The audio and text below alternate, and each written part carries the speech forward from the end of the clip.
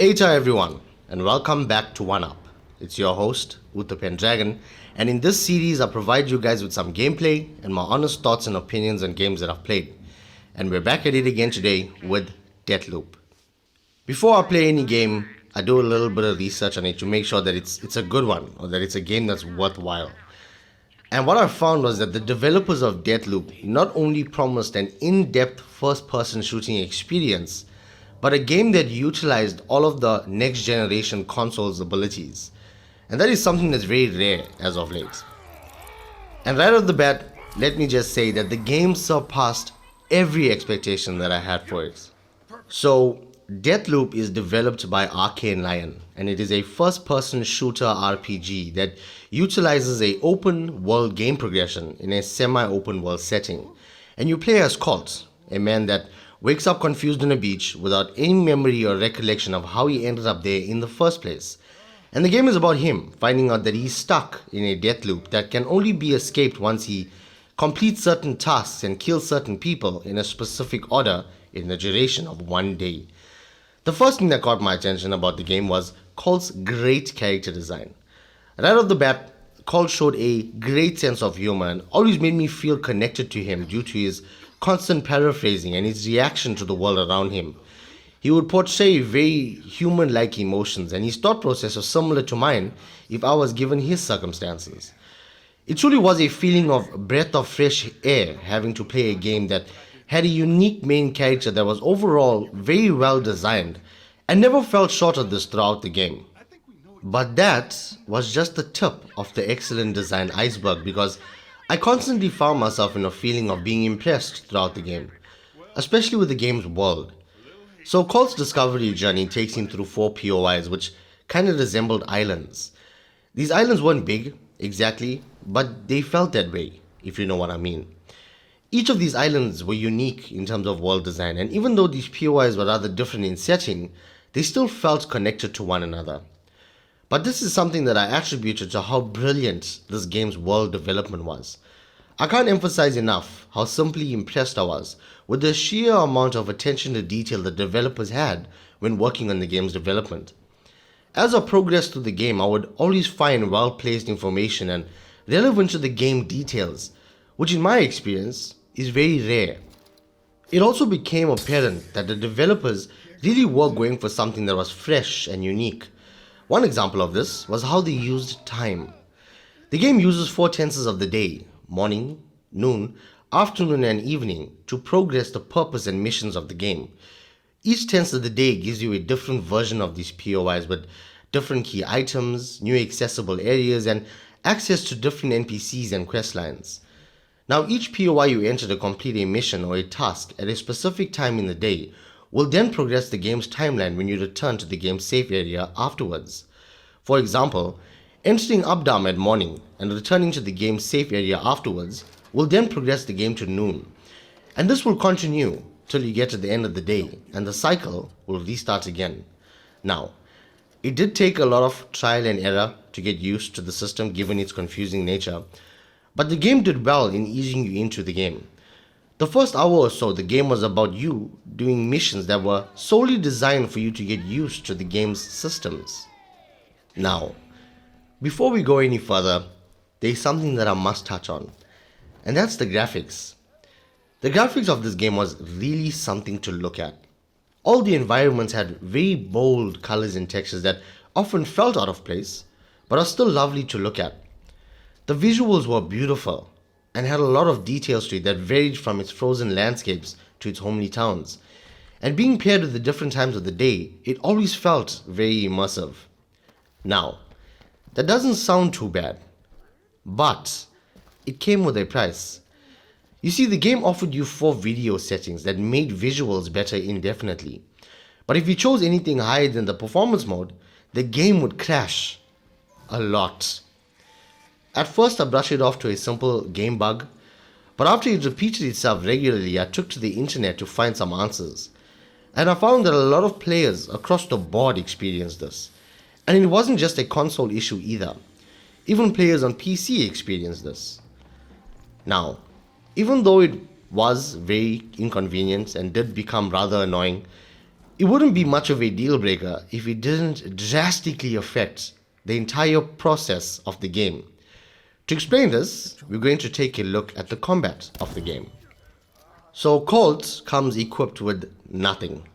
When you wake up on the beach, you have nothing but some on-screen messages that direct you to your first firearm.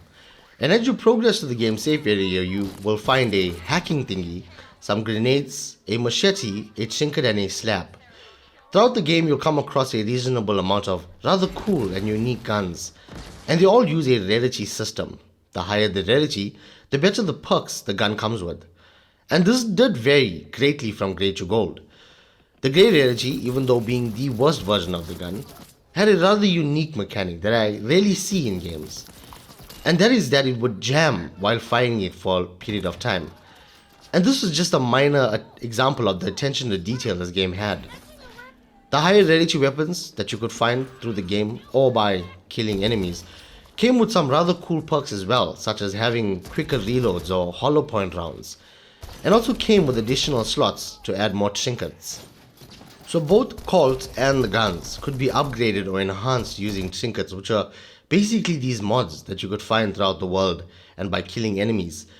They also used the rarity system, and there were a lot of different ones, which did become overwhelming at times because you would get a lot of repetitive ones, but they benefited you greatly, so you didn't mind finding them or grinding for them. They gave the weapons perks such as better accuracy, bigger mags, faster reload times, and gave Colt perks like double jump, higher speeds, bigger health, and power bars. Now, earlier in the video I mentioned slabs, and these were power items you could obtain by killing this game's bosses. There were a few to obtain, and they all did in their own way make you feel rather cool using them, and were purposeful to a certain extent in combat and overall just traversing each environment. Now, after you've collected all of these slabs, you could also collect their upgrades by killing the same bosses. So one cool key item you had that I didn't feel was really necessary to the game would be the hacking magic. And yes, that is what it's called. And its purpose was rather self-explanatory. It gave Colt the ability to hack enemy turrets and other enemy security measures, turning them to your side. I wouldn't say it was much of a game changer, other than giving Colt the ability to hack specific locked doors and areas. But one aspect that added a lot of depth to combat was the reprise system.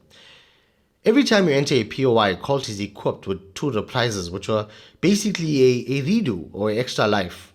When you die in this game, you would enter some kind of rewind animation that would start you off in the beginning of that combat encounter. But if you died more than twice in one POI, you would return back to the beach in the beginning of the day cycle and lose all of your guns, trinkets and slabs that you collected in your run. Now, this might be a deal breaker for some, but I honestly loved it. It added some well-balanced difficulty and offered a great atmosphere for grinding.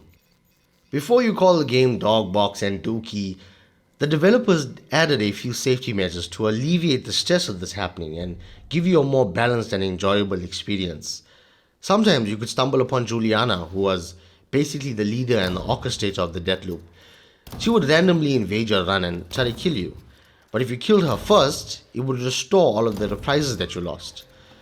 Encountering her was a little tough, but she came with some rare weapons and trinkets and often would drop upgrades for your slabs. You could also be Juliana and invade other players' Deathloops online. But truthfully, I didn't really try this out, so if you did, let me know what your experience was like in the comment section. In addition to the safety measures, as you progress with the game's main mission, you obtain the ability to infuse your items and guns with Residium, which is an easily found material you can extract from random purple glowing objects that are scattered throughout the world. And you can also collect Residium from killing bosses. After infusing your valued items with Residium, they stayed in your safe house inventory permanently. But even with these safety measures, dying in the game still kinda sucked. And this is where the game crashing constantly that I mentioned earlier on came into effect, because it would happen so randomly. And most of the time, you weren't prepared for that, because if you started a run and forgot to infuse your items, and the game crashed, not only would you lose your progress for that time period in that POI, but you would lose all of your items as well. It was cheeks, but apart from the game crashing, combat was rather enjoyable. Colt had really responsive and easy to use controls that not only make combat feel fast paced and fun, it also didn't feel as if I was just moving around a camera with arms. Because of this, combat never felt like a slog or tiresome. However, combat did feel a little unbalanced from time to time, because you would go from rampaging your way through enemies to being overwhelmed by a whole bunch of them all at once, and oftentimes it would feel as if they were respawning, and you died rather quickly if you weren't careful enough. And there was room for careful because the game was designed for you to either take on enemies in stealth or by brute force. But if you were anything like me, you know that brute force is the only way. Now, combat wouldn't be anything without the enemies, and even though these enemies weren't the brightest bunch, they did well in keeping combat fun. They weren't easily discernible due to the fact that they all wore the same masks, but they still had a good amount of personality and ranged from gunners to suicide bombers and even hand-to-hand combat once in a while. The enemies that did stand out were the bosses of the game. They fell under the command of Juliana and played important roles in keeping Colt in the loop. It became quickly apparent that the developers put in a ton of effort into making each of them very unique in terms of character design. They all had great personality and overall added a ton of value to the game's missions and storyline. Even though this was a FPS, I always felt as if the game centered around its mission structure and story. This game uses probably the most unique and engaging mission structure I've come across in a game. The main mission structure depended on the side mission structure, which had you going out into the world and collecting information and leads, and by using these discoveries, you would piece together a lead to the main mission. Having to do this manually added so much of value and depth to the game. It completely branched away from the cliche hand-holding of normal mission structures. You could go through an entire game and miss out unique weapons, dialogues, and extensions to missions if you didn't do something as simple as following the lead properly. And this is something that I truly loved. Not only because it gave room for trial and error, but it gave you a sense of adventure and mystery. And these are important aspects I rarely see in games. All the missions and side missions truly were engaging and purposeful. And because of the nature of the missions, the game had a ton of room for exploration. It always felt as if there was something that to find or something that you missed. And because of the day cycle never changing while you were in the POI, you were free to explore each POI to your heart's content. And it was very rewarding. Because of these aspects, I see a lot of potential for replayability. The game gave you the ability to make your own choices. It didn't feel as if the game led you to a specific path. Rather, it felt as if you had all the control. And this is something that a lot of the games I've played lacks. And this is what stood out the most to me. That the developers really put in a lot of effort into giving its consumers a really great and full gaming experience. The game wasn't just some half-baked potato or just a way to cash grab. It was purposeful and all around worked brilliantly. Because of this, I'm going to give this one a 8 out of 10. The game was truly impressive and I enjoyed the entire 20 hours it took me to complete it. The game only fell short of a perfect rating because of its crashing, and it did have some minor visual and gameplay bugs. But truthfully, that wasn't enough to keep me from completing the game. And that's not enough to keep me from playing the game again in the future. I truly appreciate when the developers take the necessary time and care in a game. And because of this, I really am looking forward to the developer's next edition. I honestly didn't expect an FPS to have this level of depth and value to it. And that, my friends, is going to bring us to the end of this video. I gave you guys some gameplay and my experience with the game so that you could do the same in the comment section below. Let me know if you enjoyed Deathloop as much as I did. And while you're down there, let me know if the game had any alternate endings. My posting schedule is still dismal, so hit that like and subscribe button. And don't forget to turn on the notification bell because that will inform you of the next video I post. And with that being said, I'll see you all there.